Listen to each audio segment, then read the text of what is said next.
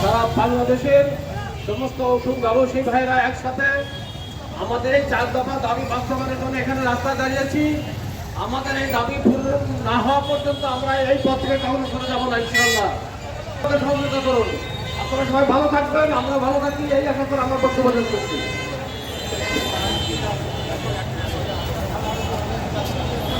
আমাদের দাবিতে কলেজ জোনা ন্যায্য দাবি আমরা চাই।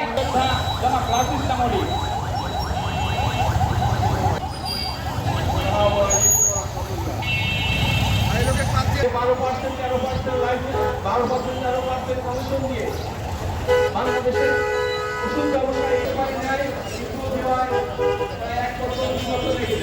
তারপরেও যে আমাদের দোকানে এই এক্সপায়ারি গুলো দ্রুত খুলে এবং দ্রুত 1 মাসের মধ্যে যেন রিটার্ন করতে হয় পারে সেই জন্য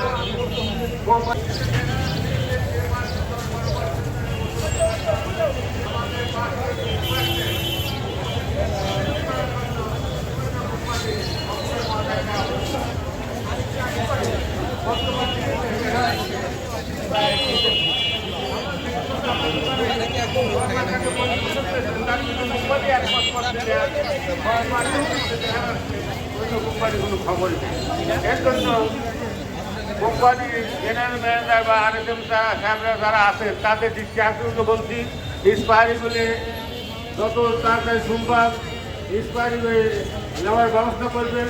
তার কারণে আমরা ওষুধ ব্যবসায়ী করি, কিন্তু আমরা আইনে। আসসালামু আলাইকুম। আজকে আমাদের সবচাইতে তাদের মেয়াদোত্তীর্ণ ওষুধ ফেরত দিতে যাই, নানান থানায় বানাই থেকে শুরু করে দেখা যায় যে আমরা ব্যবসায়ী মানুষ, আমরা কখনো রাজপথে আসতে চাই না। আমরা আমাদের ব্যবসা নির্দিষ্ট চালিয়ে যেতে চাই। সর্বোপরি আজকের এই অনুষ্ঠানে পাবনা জেলার বিভিন্ন পর্যায় থেকে মানববন্ধনে অংশগ্রহণকারী সকল ক্যাবিন ভাইদেরকে ধন্যবাদ। সদর উপজেলা সম্মানিত সিনিয়র ভাইস প্রেসিডেন্টকে এই পর্যায়ে আমি 4 নম্বরের দপ্তর সম্পাদক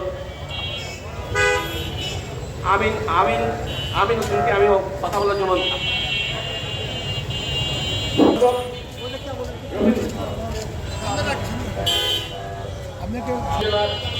আমাদের আলো ভাই।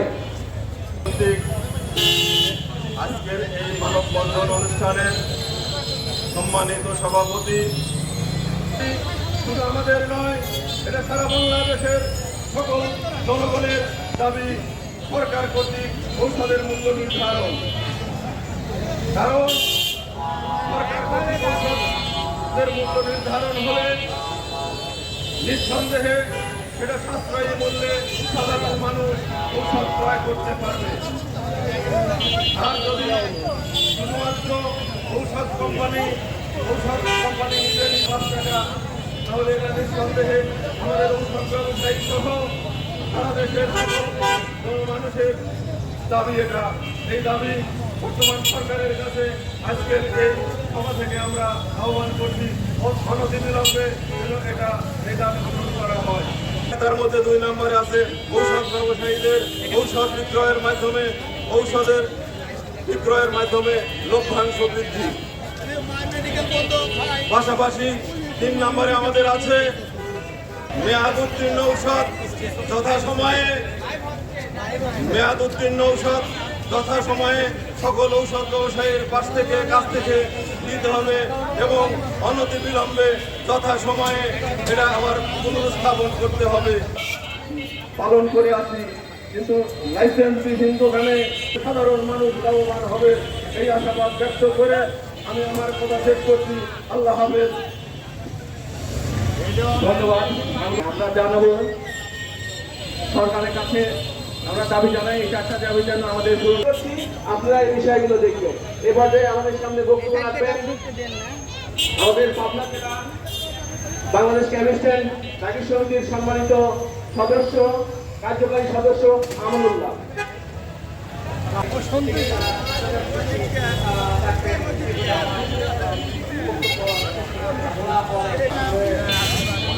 জন্য আমি কৃতজ্ঞতা জানাচ্ছি।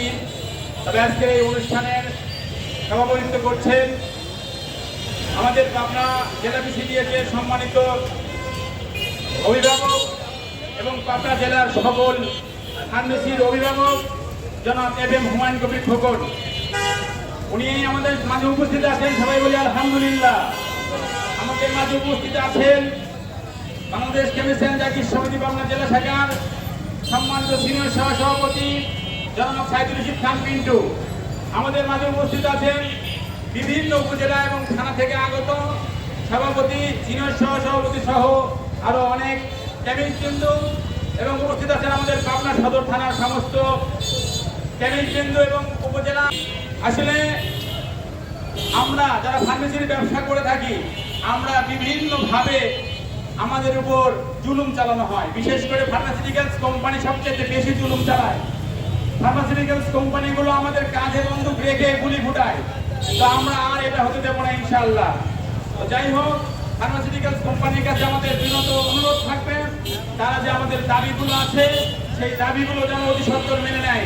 যদি না নেয়, সারা বাংলাদেশে আমরা ফার্মেসি বন্ধ করতে ব্যর্থ হব।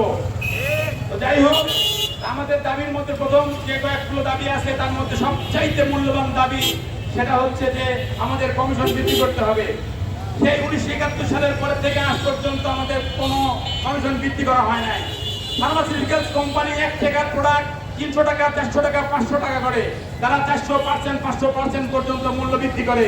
কিন্তু আমাদের যে 12%, 14% সেই ফার্মাসিউটিক্যালস কোম্পানি সেই পার্সেন্টেজে রেখে দিয়েছে।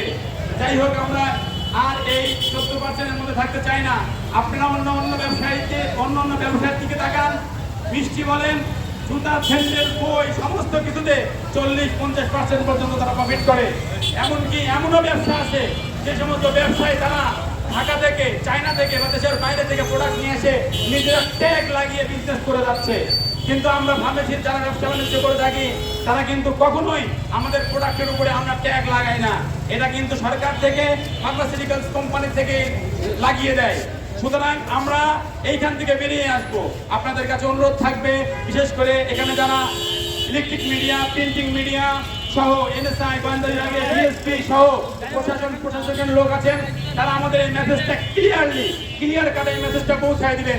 যদি ফার্মাসিউটিক্যালস কোম্পানিগুলো আমাদের এই 4 দফা দাবি না করে, আমাদের এই মানববন্ধন থেকে শুরু করে আমরা আরো কঠোর কর্মসূচিতে আমরা অগ্রসর হবে ইনশাআল্লাহ।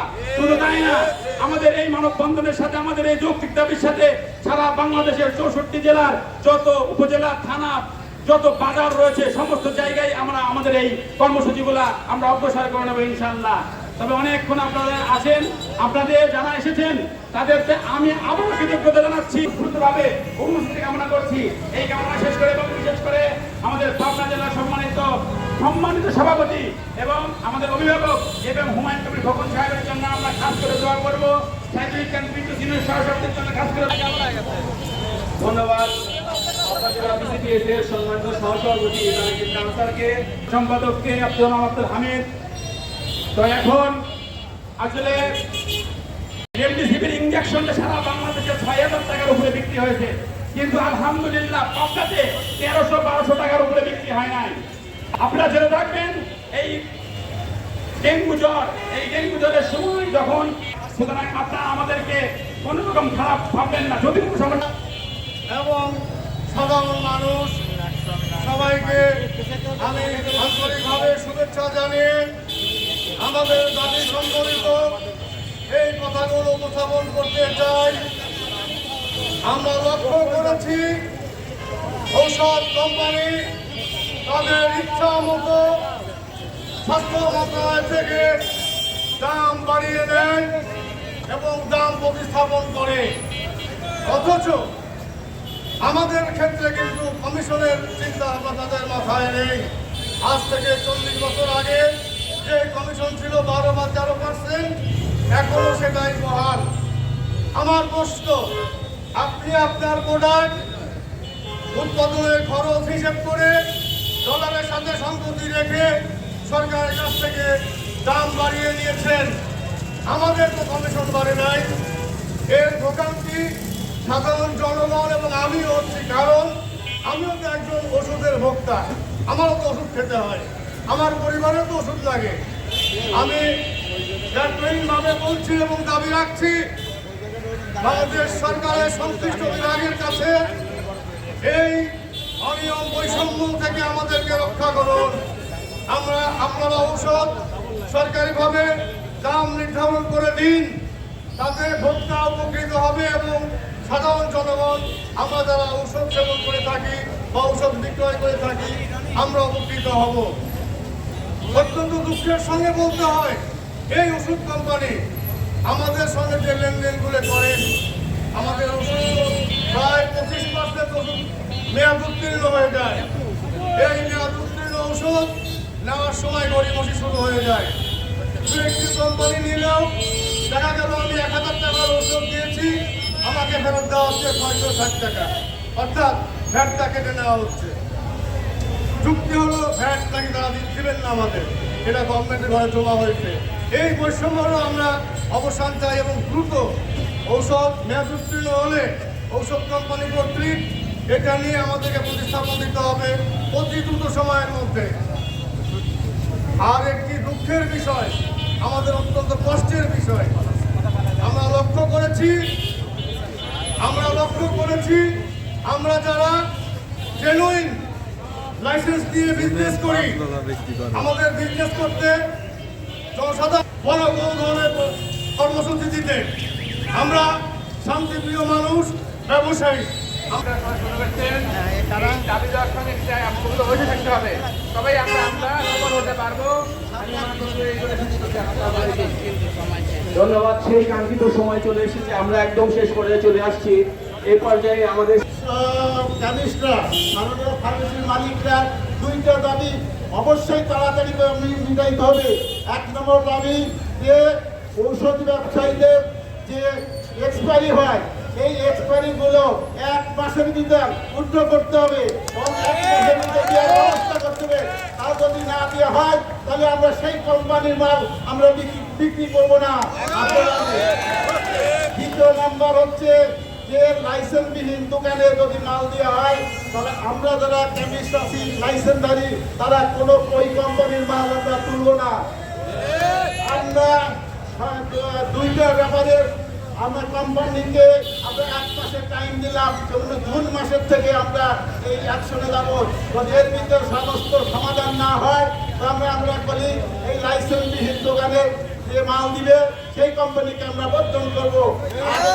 আর কেমিস্টরা যখন আমাদের এক্সপায়ারি না নিবে এই 1 মাসের ভিতরে যদি আমরা কমপ্লেন শুনি যে আমাদের ফার্মেসির কাছ থেকে এক্সপায়ারি না নিয়ে আসে সেই কোম্পানির মাল আমরা বিক্রি করবো না পাবনা জেলার সমস্ত আর পাবনা জেলার সমস্ত ওষুধ ব্যবসায়ীদের, উপজেলার সমস্ত ওষুধ ব্যবসায়ীদের আমি এই কথা বলছি, আমরা যখন কোনো অবস্থান যদি কোনো অনুষ্ঠান করি এক্সপায়ারির সম্বন্ধে কোনো দেই মেসেজ দেই তাহলে আপনারা সেই মেসেজ পালন করবে। আমরা যদি দরকার হয় কোম্পানি হরতাল করবো, দোকানপাট বন্ধ করে আর দাবি আদায়